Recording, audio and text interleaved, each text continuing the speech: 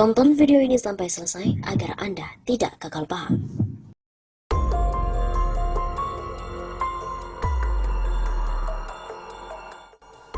Virus corona meledak di Indonesia. Kekacauan ini dibuat oleh pemerintahannya sendiri. Indonesia menjadi sorotan dunia dalam penanganan virus corona, dan semua hampir sepakat cara Indonesia menghadapi pandemi COVID-19 begitu buruk. Kantor berita ABC memandang sikap Indonesia yang sejak awal nampak meremehkan wabah ini. Hingga awal Maret, pemerintah mengklaim tidak memiliki kasus infeksi menurut ABC. Sementara pernyataan-pernyataan unik terdengar dari para pemimpin negeri ini, seperti Menteri Kesehatan Terawan Agus Putranto misalnya. Di saat semua orang mulai cemas, dia malah meminta masyarakat tetap tenang dan jangan panik serta memperbanyak doa. Kemudian Menteri Dalam Negeri pernah mengimbau masyarakat agar lebih banyak makan tauge dan brokoli. Serta Presiden Joko Widodo sendiri menyarankan untuk mengkonsumsi jamu dan mempromosikan khasiatnya. Terawan sempat meremehkan pernyataan para peneliti Universitas dari Harvard yang mengatakan bahwa Indonesia harus memiliki kasus yang tidak dilaporkan. Malahan baru-baru ini menteri lain masih berargumen bahwa virus ini tidak dapat bertahan hidup di iklim tropis. Jokowi sendiri nampaknya lebih khawatir tentang ancaman virus terhadap perdagangan, investasi, dan juga pariwisata. Ketika banyak negara memberlakukan pembatasan perjalanan sebagai pencegahan penyebaran, Jokowi bersama jajaran Kementerian Pariwisata malah mempromosikan pemberian diskon hingga 30% bagi para wisatawan. Pada 2 Maret, barulah Indonesia mengakui adanya temuan kasus COVID-19. Jokowi kemudian mengakui sikapnya tersebut untuk menghindari kepanikan warga. Tindakan pun mulai dilakukan. Pemerintah melarang pertemuan massa, memberlakukan apa yang disebut dengan pembatasan sosial berskala besar, dan melarang orang-orang asing untuk memasuki Indonesia. Pemerintah Indonesia juga mengumumkan pembebasan 30.000 tahanan dan menganggarkan 40 miliar dolar Amerika Serikat untuk kebutuhan medis, dukungan sosial, dan juga bantuan untuk usaha kecil dan menengah.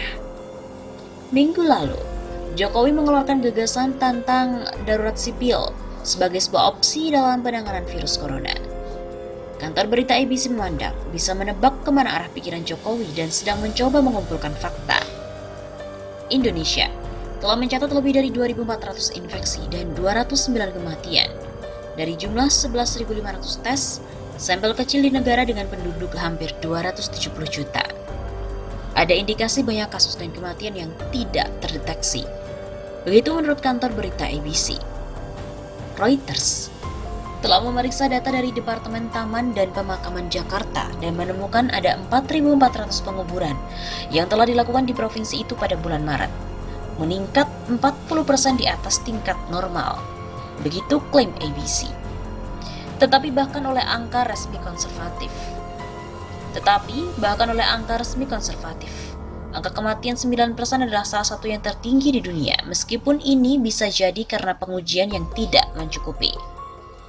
Para ilmuwan di Universitas Indonesia telah meramalkan bahwa jika langkah-langkah yang lebih tegas tidak segera dimulai, situasinya dapat berputar di luar kendali. Kemungkinan Indonesia bisa memiliki angka 240.000 kematian pada akhir April. Hingga saat ini belum ada tindakan preventif, pengobatan yang tepat, dan tindakan isolasi sosial yang efektif. Pemerintah pun berusaha keras untuk mempersiapkan sistem kesehatannya, tetapi ini sepertinya tugas yang mustahil. ABC pun mencermati jumlah tim medis yang disiapkan dalam penanganan virus ini. Menurutnya Indonesia hanya memiliki 4 dokter dan 12 tempat tidur rumah sakit per 1.000 orang, dan kurang dari 3 tempat tidur perawatan intensif per 100.000 orang.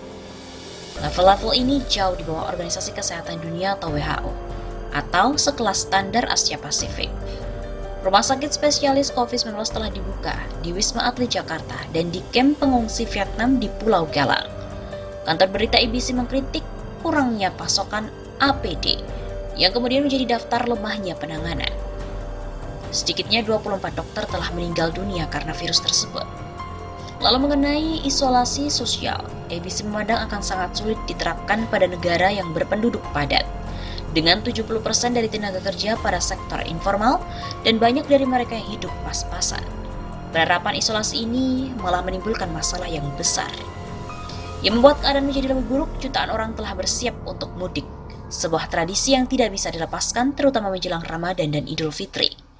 Di tengah aturan menjaga jarak aman, tradisi mudik akan membenturkan penerapan.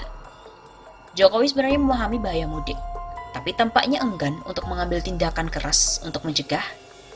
Anies Baswedan, Gubernur terkemuka Jakarta, telah mengkritik penanganan krisis oleh Jokowi, menyerukan langkah-langkah yang lebih keras untuk mengurangi penyebaran virus.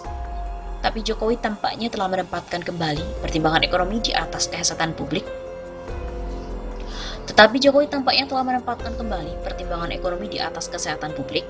Sebagai gantinya memilih pembatasan sosial berskala besar, daripada karantina ataupun melarang mudik secara langsung. Kini, Jokowi telah melibatkan kepolisian, angkatan bersenjata dan juga Badan Intelijen Nasional untuk membantu mengelola krisis. Hal ini jelas memperlihatkan bagaimana kerja pemerintahan Jokowi.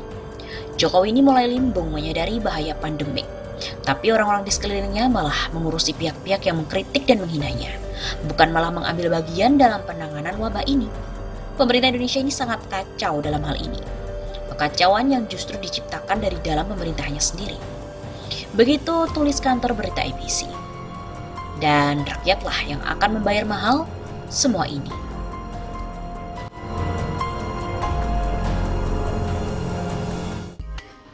Ketika Menteri Perhubungan dinyatakan positif terjangkit virus corona, berbagai spekulasi pun muncul di masyarakat. Termasuk dari organisasi Islam, FPI, Front Pembela Islam, mendorong pemerintah untuk menelusuri kegiatan-kegiatan Menteri Perhubungan Menhub Budi Karya Sumadi selama 14 hari sebelum ia dinyatakan positif terinfeksi virus corona.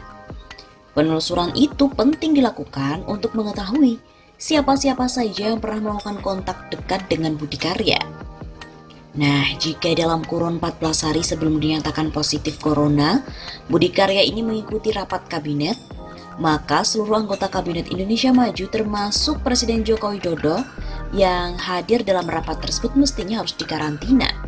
Seperti dari ratusan WNI yang berasal dari Wuhan, Cina, ke Pulau Natuna, serta ratusan ABK di Pulau Sebaru Kecil. Maka, standar pencegahan dan juga cara karantina ini juga harus diterapkan terhadap peserta rapat kabinet termasuk dan tidak terkecuali terhadap Presiden sebagai pimpinan rapat terbatas. Demikianlah maklumat FPI terkait dengan wabah corona, dikutip dari cnnindonesia.com pada hari Selasa 17 Maret yang lalu. Maklumat ini ditandatangani oleh Imam Besar FPI Muhammad Rizik Syihab, Ketua Umum FPI Ahmad Sobri Lubis, dan Sekretaris Umum FPI Munarman pada tanggal 15 Maret 2020. Dalam maklumat itu, FPI juga mengkritik kelambanan pemerintah pusat dalam menangani penyebaran virus corona yang disebut berawal dari Wuhan, Cina. Sikap pemerintah yang awalnya meremehkan juga menjadikan bahan candaan dan tidak transparan ini menunjukkan inkompetensi pejabat pemerintah dalam melindungi rakyatnya.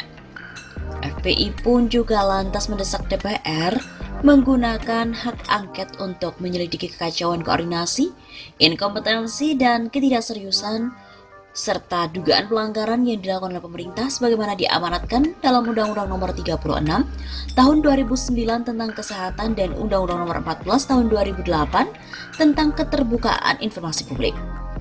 Diketahui Jokowi sendiri sudah dites terkait dengan virus corona, namun hasilnya pun belum diumumkan. Tanya sama yang ngetes, begitu kata Presiden saat dikonfirmasi di Istana Negara. Lebih lanjut pun, FPI juga mengapresiasi langkah antisipasi dan upaya pencegahan penyebaran virus yang dilakukan oleh Gubernur DKI Jakarta Anies Baswedan. FPI juga meminta penanganan yang dilakukan oleh Pemprov DKI Jakarta menjadi sebuah model penanganan virus bagi seluruh wilayah di Indonesia. Mereka pun juga meminta Polri untuk menangkap dan juga menahan para buzzer bayaran yang telah melakukan takedown terhadap situs informasi penanganan pandemi corona yang dikelola oleh Pemprov DKI Jakarta.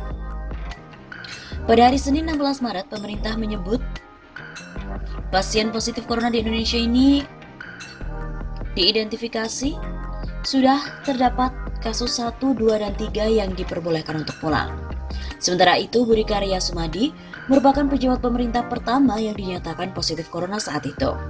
Sebelumnya, Budi Karya juga ikut menjemput ABK Golden Princess di Bandara Kertajati.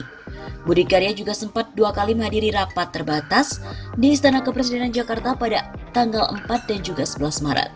Hingga Senin 16 Maret kemarin, pemerintah pusat mengumumkan terdapat 134 orang positif yang mengidap virus corona di Indonesia.